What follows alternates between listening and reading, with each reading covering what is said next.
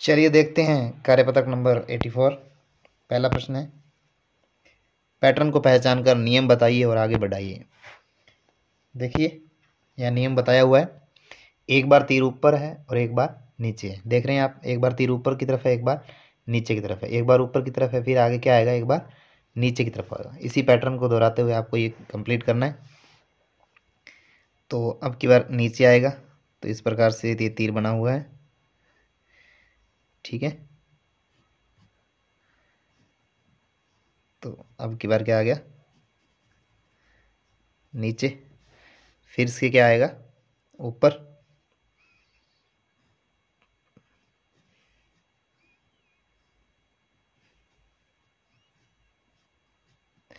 अब क्या आएगा, नीचे की तरफ,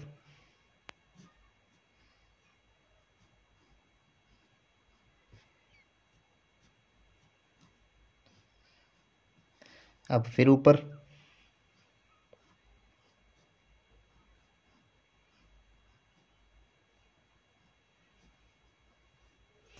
अब फिर नीचे,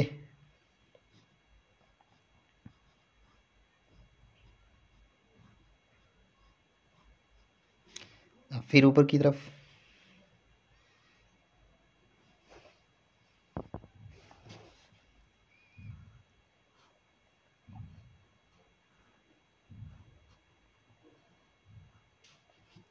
ठीक है।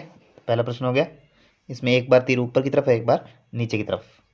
नेक्स्ट देखिए, नियम भी पहचानिए। देखिए पहले त्रिभुज है, फिर ये आयत आ रहा है, फिर वृत्त आ रहा है, फिर वापस त्रिभुज, आयत, फिर आएगा वृत्त, इस प्रकार से आएगा। तो पहले क्या आएगा, पहले इसमें आएगा त्रिभुज, फिर आयत, और फिर आ रहा है आपके पास वृत्त। तो ये इसके अंदर नियम है। अब देखिए, त्रिभुज, आयत, क्या आएगा, वृत्त वाली आकृति आएगी। इसके बाद वापस क्या आएगा, त्रिभुज,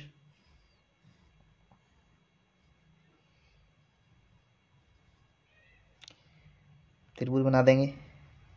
नेक्स्ट देखेंगे, फिर आयत आ जाएगा,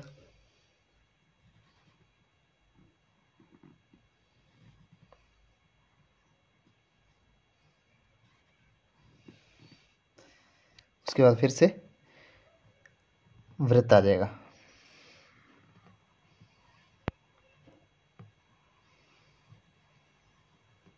ठीक है। नेक्स्ट देखेंगे, इसी का तीसरा देखेंगे। यहाँ एक वृत्त दिया हुआ है, देखो यहाँ तीर ऊपर की तरफ है, फिर इधर घूम गया, फिर आधे की तरफ घूम गया, फिर थोड़ा सा ऊपर, फिर पूरा एक घूम गया है। फिर देखो वापस यहाँ आ गया, तो अब कहाँ आएगा, नीचे।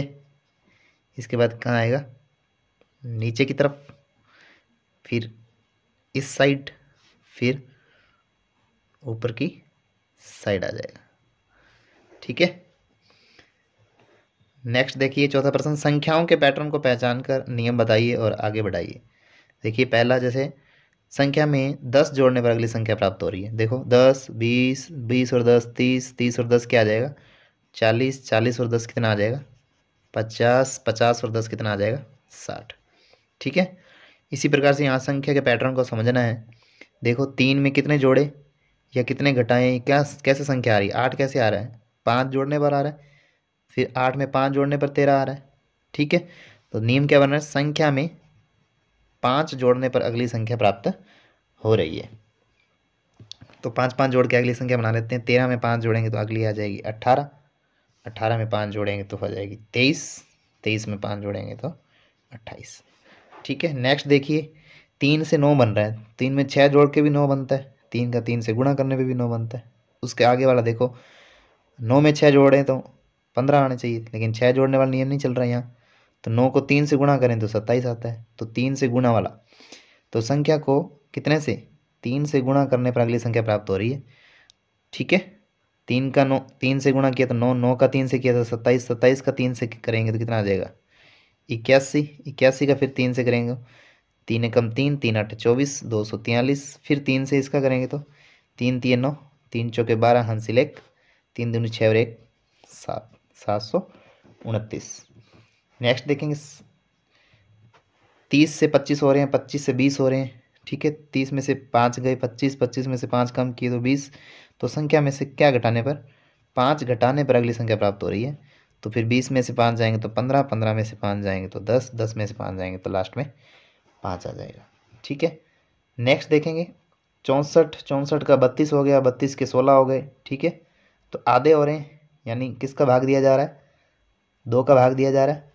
तो संख्या में 2 का भाग लगाने पर अगली संख्या प्राप्त हो रही है। तो 64 में 2 का भाग दिया तो 32, 32 में 2 का दिया तो 16, 16 में 2 का दिया तो 8, 8 में 2 का भाग देंगे तो 4, 4 में 2 का भाग देंगे तो 2, 2 में 2 का भाग देंगे तो लास्ट में 1 आएगा। इसी के साथ कार्यपत्रक 84 होता है कंप्लीट। नेक्स्ट है आपके कार्यपत्रक नंबर 85, ठीक है। आंकड़ों को व्यवस्थित करने और निष्कर्ष निकालने की समझ विकसित कर पाना। तो इसमें आप आंकड़ों को व्यवस्थित करना और उनसे निष्कर्ष निकालना, इस प्रकार के प्रश्न सीखेंगे। तो पहला प्रश्न है, एक कक्षा के छात्रों से जब उनका जेब खर्च रुपए में पूछा गया तो उत्तर इस प्रकार से मिले।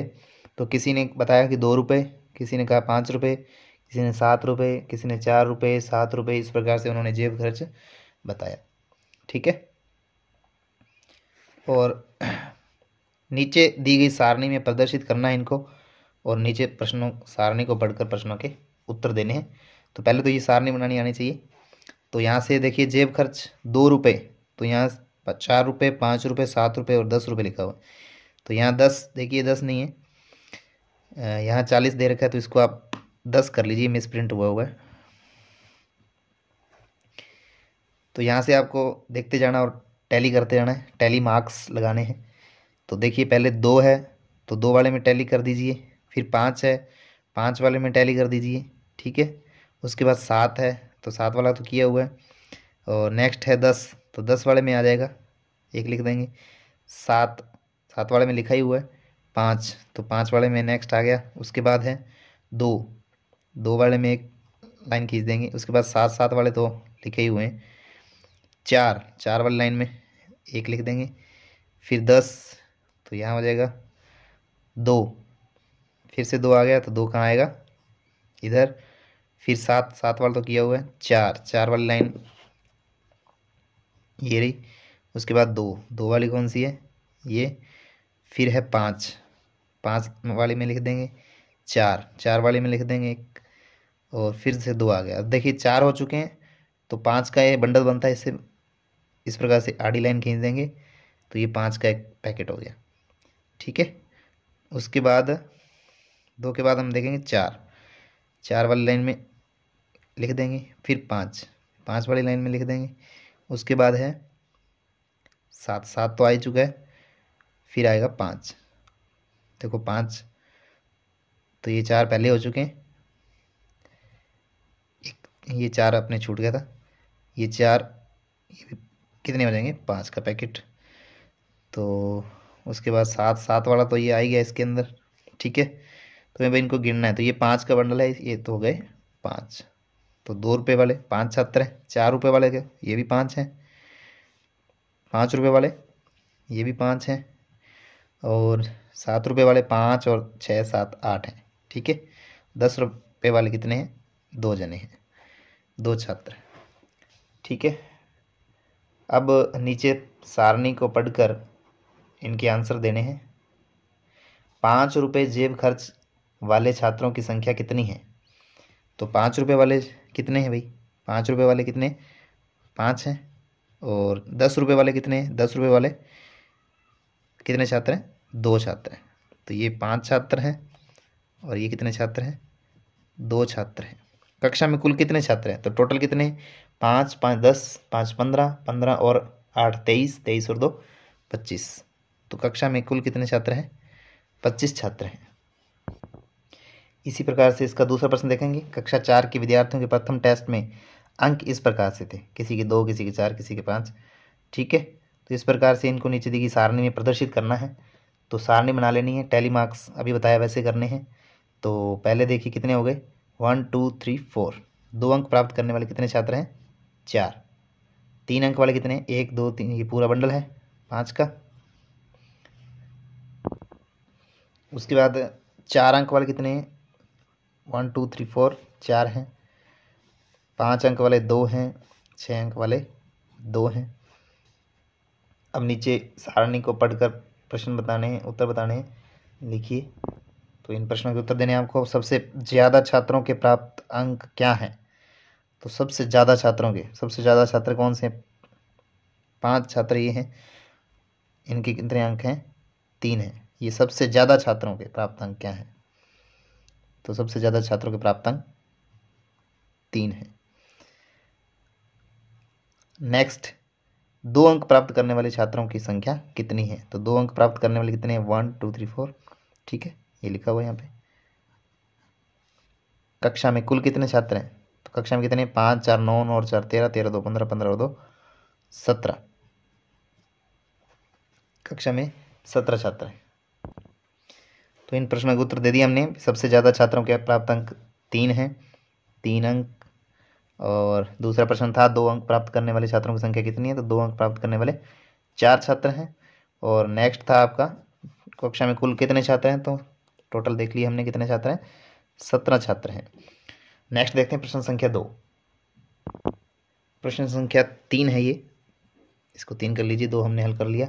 कक्षा 5 के छात्रों से जब उनके परिवार में सदस्यों की संख्या पूछी गई तो इस प्रकार सारणी बनी।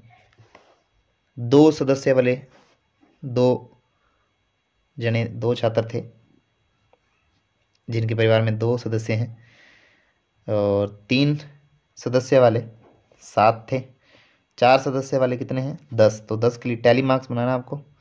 तो 5 5 के 2 बनाएंगे आप, ये 5 का बंडल, और 1 2 3 4 और ये 5 का। 5 5 10 हो गए। 9 का कैसे बनाएंगे? 5 सदस्य वाले 9 छात्र थे, तो 1 2 3 4 और ये 5 6 7 8 9। ठीक है, 9 हो गए। योग कर लेना, योग कितना है? 7 और 2 9, 9 और 10 19, 19 और 9 28। ठीक है, 10 और 9 19, 19 और 7 26, 26 और 2 28। सारणी की पूर्ति कीजिए और बताइए सबसे छोटे परिवार वाले छात्रों की संख्या कितनी है? सबसे छोटे परिवार वाले, देखो सबसे छोटे परिवार वाले यानी जिसमें 2 सदस्य हैं, छात्र कितने हैं? वो 2 है, 2 छात्र। सबसे बड़े परिवार वाले, तो सबसे बड़ी परिवार कौन सा है? 5 सदस्यों वाला, तो इसमें कितने हैं? 9। तो छात्रों की संख्या कितनी है? 9 छात्र। कक्षा की कुल छात्र संख्या कितनी है? तो कक्षा की कुल छात्र संख्या 28 छात्र हैं। इसी के साथ कार्यपत्रक 85 होता है कंप्लीट। अगला कार्यपत्रक है 86 नंबर, 86 नंबर। देखिए, फर्स्ट प्रश्न है, नीचे कुछ राशियां दी गई हैं, इनमें से कुछ राशियों का मान सदैव निश्चित होता है, लेकिन कुछ का मान सदा स्थान विशेष एवं समय के साथ परिवर्तित हो जाता है। इन राशियों के अलग अलग समूह बनाइए। ठीक है, तो कुछ हैं जिनका मान फिक्स है और कुछ का मान चेंज होता रहता है। ठीक है, तो जैसे भारत की जनसंख्या है, तो भारत की जनसंख्या फिक्स तो नहीं है, हर सेकंड हर टाइम बढ़ती जा रही है, चेंज होती जा रही है, तो ये परिवर्तनशील है, तो ये इस तरफ लिखेंगे। ठीक है, विद्यार्थियों की संख्या, तो कक्षा में विद्यार्थियों की संख्या कम ज़्यादा हो सकती है, स्कूल में विद्यार्थियों की संख्या कम ज़्यादा होती रहती है, तो विद्यार्थियों की संख्या किस में आ जाएगी? विद्यार्थियों की संख्या समूह बी में आ जाएगी। पौधे की लंबाई, तो पौधे की लंबाई भी बढ़ती रहती है, तो पौधे की लंबाई भी इसमें आएगी। एक वर्ष में महीनों की संख्या फिक्स है, 12 महीने होते हैं, तो एक वर्ष में महीनों की संख्या किस में आ जाएगी? समूह ए में। सप्ताह के दिनों की संख्या भी फिक्स है, तो वो इसमें आ जाएगा। विद्यार्थी का कद तो बढ़ता रहता है, तो इसमें आ जाएगा। फिक्स तो नहीं है, किसी का कद कितना हो सकता है, किसी का कितना हो सकता है, और प्रत्येक विद्यार्थी का अलग अलग होता है, और विद्यार्थी का कद बढ़ता भी रहता है एक निश्चित टाइम तक। और नेक्स्ट देखें तो पौधे की लंबाई फिर से वही इसी में आ जाएगा, ये सेम लिखा हुआ है यहाँ पे। 1 घंटे में मिनट कितने होते हैं? 60 होते हैं, वो फिक्स है, तो 1 घंटे में मिनट किस में आ जाएगा? इसमें आ जाएगा। अंक गणित में अंकों की संख्या, तो वो भी फिक्स है। ठीक है, वो इसमें आ जाएगी। पहला प्रश्न हो गया।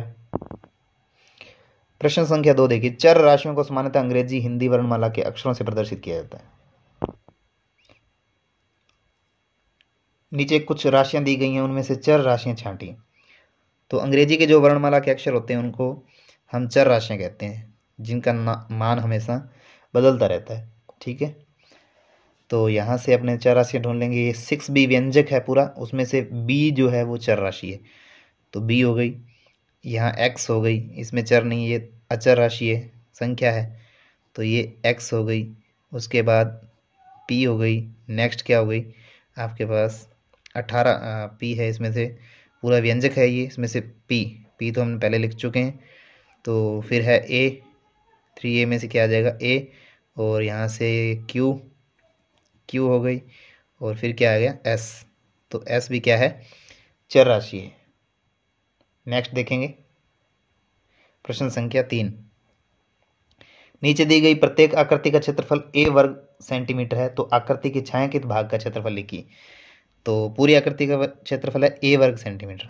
ठीक है, तो थर्ड सेकंड इसमें देखिए ये आधा भाग है, तो इसका क्षेत्रफल क्या है, आधा a वर्ग सेंटीमीटर।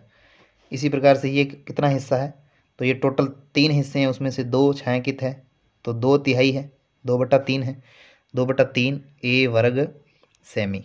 ठीक है, वर्ग सेंटीमीटर।